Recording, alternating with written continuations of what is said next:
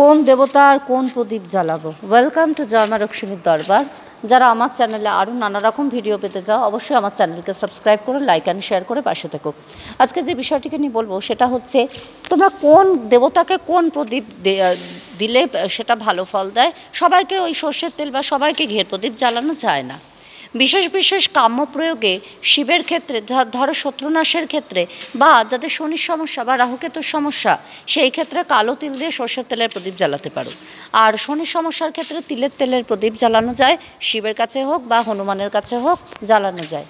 ঠিক আছে, মানে শনির প্রশমন কামনা, শনির সর্বদোষ প্রশমন কামনা করে শিবের কাছে তিলের তেলে জ্বালানো যায়। হনুমানের কাছে অনেকে জ্বালায়, কিন্তু হনুমানের ক্ষেত্রে চামেলির তেল জ্বালাবে।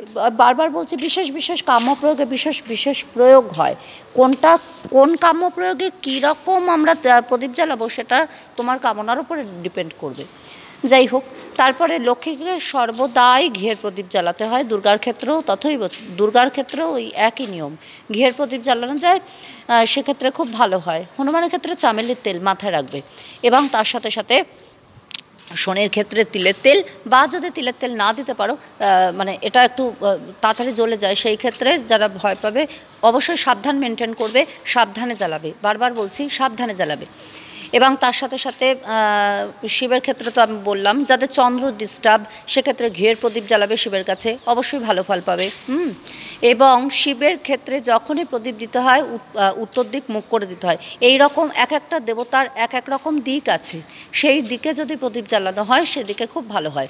অবশ্য বাড়িতে যখন প্রদীপ জ্বালাচ্ছ উত্তর দিক মুখ করে জ্বালাবে, আর্থিক উন্নতি হবে।